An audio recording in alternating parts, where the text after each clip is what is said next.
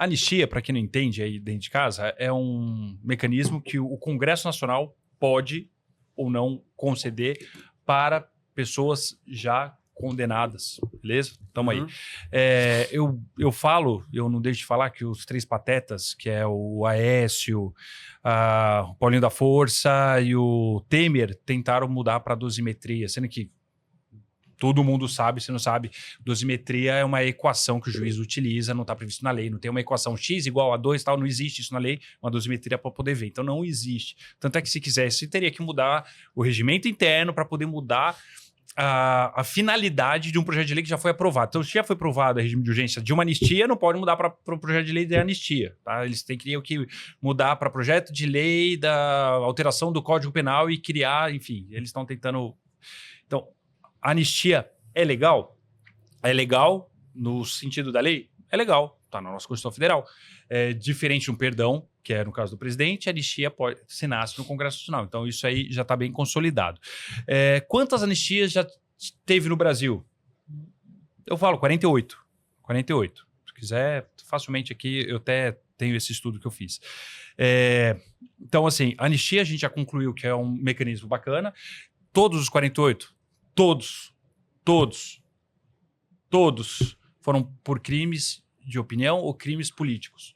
Alguns, em 79, foi por conta de terrorismo. Morreu aqui o Mário Cosel Filho, que atualmente é sargento, né? O soldado Mário Cosel Filho aqui no Ibirapuera, atrás da Assembleia Legislativa. Tem uma rua lá chamada Mário Cosel Filho, por conta do grupo armado revolucionário explodiu um carro no quartel. Então, sequestro de embaixadores, crimes pesados. Teve anistia.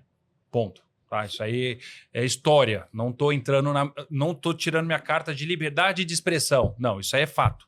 Então, foram 48 anistias de casos que a intenção de cada um deles era uma mudança de governo.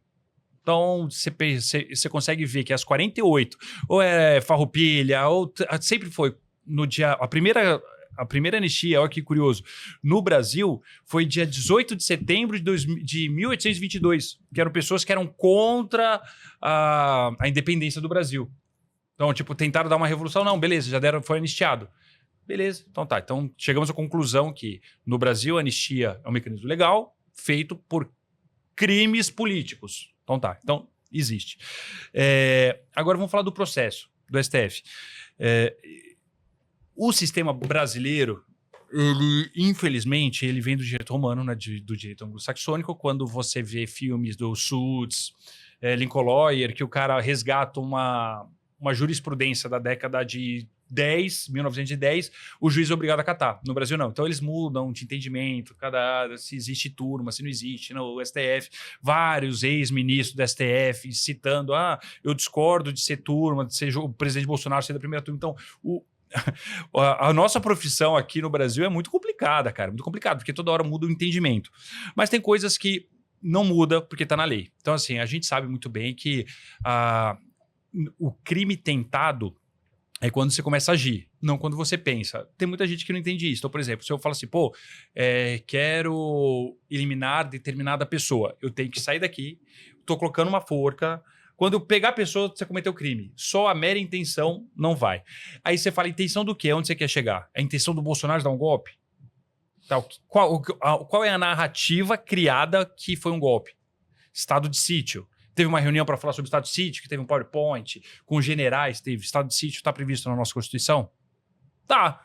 Então assim, e depois ele decreta estado de sítio com a caneta dele? Ou passa pela comissão de segurança, passa por votação no Congresso Nacional para ver se o Bolsonaro pode assinar um decreto de estado de sítio? Cara, nunca foi feita a comissão, nunca foi feita nada. Foi feito um estudo para ver se seria viável ou não um estado de sítio no Brasil. Não era viável. Acabou. Porra, ele deve ter ficado chateado? Deve ter ficado chateado pra caramba. Pô, não dá? Não, não dá. Pô, então tá. Então beleza. Acabou. Foi pra fora do Brasil.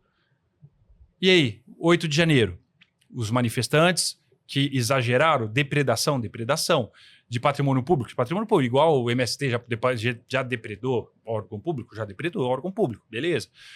foram até responsabilizados civilmente por isso? Não. Mas beleza, não vou entrar nesse mérito. Então tá, então todo mundo nós sabemos que a anistia é uma matéria constitucional que é feito historicamente 48 vezes por crimes políticos e que o Bolsonaro ele não chegou a executar. Tudo que ele fez uma reunião para ver se ia instaurar um estado de sítio que está previsto na lei ou não. Acabou.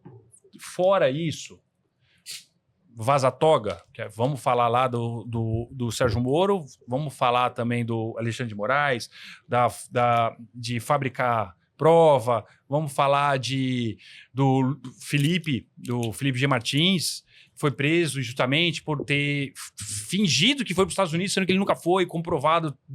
Então, assim, tudo que sai disso é narrativa. Isso que eu contei é fato. Aí, qual é o principal ponto que é o Zap, que eu jogo na mesa? Por que não pauta a anistia na Câmara dos Deputados e deixa os deputados votarem?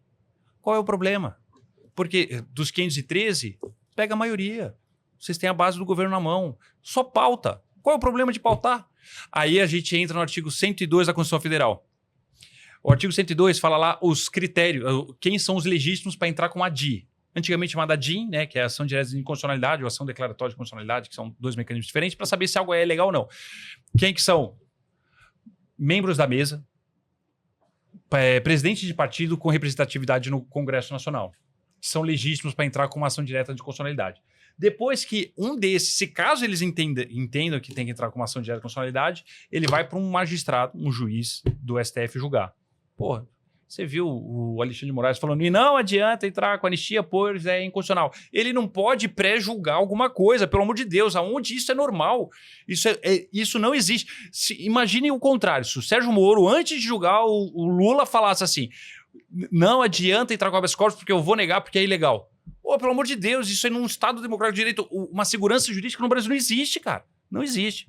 Acho que eu falei que ia ser raso, acabei me aprofundando. Eu não queria mas você nem... deu exatamente 7 minutos aí. Você concluiu em 7 minutos. Vai, você. Tá, vamos lá. Vamos começar 7 minutinhos também, né? Você deu 7 minutos lá ele, tá? Desculpa, não foi isso que eu quis dizer. Vamos lá. Sobre anistia, de fato, no Brasil, há vários anistiados, inclusive eu conheço alguns anistiados, que eu posso, inclusive, trazer aqui. Só que a gente está tratando de pessoas que foram anistiadas justamente por combaterem uma ditadura, e não por tentarem uma ditadura. Inclusive, eu posso trazer aqui uma senhora que foi presa, né, um casal de irmãs que foram presas na época da ditadura, e ela foi estuprada, foi violada, né, foi torturada. A presidenta Dilma, uma presidente da República do Brasil, foi... não estuprada, mas torturada. Só evita essa palavra, cuidado com a palavra do YouTube aqui. Perdão, não violada, mas foi torturada. Né? Então, eu não sei que ditadura é essa em que um Nicolas Ferreira da Vida pode falar o que ele quiser, em que os parlamentares bolsonaristas fazem o que querem, né? Em que Eduardo Bolsonaro continua conspirando nos Estados Unidos contra o Brasil, e num país como os Estados Unidos, se um parlamentar americano fizesse aquilo, ele já teria sido condenado à cadeira elétrica, né? E no Brasil ele continua, inclusive, como parlamentar, licenciado. Então tudo isso é um absurdo. Não sei que ditadura é essa em que essas pessoas ainda continuam falando um monte de merda, né? Então, eu acho que primeiro ponto. Em relação à tentativa, agora vamos entrar, né, na área mais técnica, mais jurídica. Evidente que, primeiro, que esse tipo de crime de golpe de Estado não existe, porque se existisse a gente não estaria nem aqui, eles efetivariam o golpe e não haveria mais como serem punidos. Então, só tem como ter a forma tentada de violação do Estado Democrático de Direito. Então, agora vamos entrar na parte de analisar se de fato eles tentaram ou não. Como que se tenta um crime desse? Vamos lá. Primeiro ponto. Punhal verde e amarelo, né? Foi encontrado numa impressora dentro do Palácio do Planalto, no momento em que o presidente da República lá estava, um documento extremamente minucioso, detalhista, em que detalhava fase por fase, passo por passo de como seria o golpe de Estado. E nesse documento, que não foi encontrado na minha casa, na sua casa, na casa do Felipe, foi encontrado na sede do Poder Executivo do Brasil, com o presidente da República lá estando, um plano que só faltava ata, sabe? Só faltava isso. Onde lá estava presente todos os só passos. Faltava tentarem. Estava todos... Não, isso em si isso já é tentativa, tá? Isso já é tentativa. Lá estava todo o passo a passo do que seria feito, inclusive prevendo execução por envenenamento do Lula, execução por fuzilamento do Alexandre de Moraes, estava lá nesse documento encontrado no Palácio do Planalto. Minuta do golpe. Peraí, pegamos primeiro o punhal verde e amarelo. Minuto do golpe foi encontrado no Palácio do Planalto, foi encontrado na casa do ministro da Segurança e da Justiça do governo Bolsonaro, Anderson Torres, foi encontrada na sede do Partido Liberal, do PL, do Partido do Presidente da República, quer dizer, em 3 espaços importantíssimos foi encontrada essa minuta. Um general de exército brasileiro disse, um general de exército, da mais alta patente das Forças Armadas brasileiras, disse que, numa conversa com o presidente da República, com o presidente Bolsonaro, o presidente Bolsonaro flertou com a ideia de dar um golpe de Estado e ele repudiou, imediatamente disse, se o senhor continuar com essa conversa, eu declaro voz de prisão ao senhor. O general de exército brasileiro é mentiroso? Pro Felipe ele é mentiroso. O Mauro Cid, não sou eu, não é o Felipe, não é o Raul. O Mauro Cid, ajudante de ordens do presidente da República, portanto, o braço direito do presidente da República, confessou. Mauro Cid é mentiroso? O braço direito do presidente da República confessou que houve, de fato, uma tentativa de golpe de Estado. Ele é mentiroso? Então, peraí. O que mais tem é provas, e não falta prova. Essa é a questão. Né? E quem lê os autos vai ver isso. Né? Então, outro ponto sobre competência. É o Supremo. O Supremo é o competente para julgar. A gente pode avaliar, evidentemente, e eu defendo essa avaliação, que inclusive o professor Auri Lopes ele faz. Na minha avaliação, o plenário do STF deveria julgar.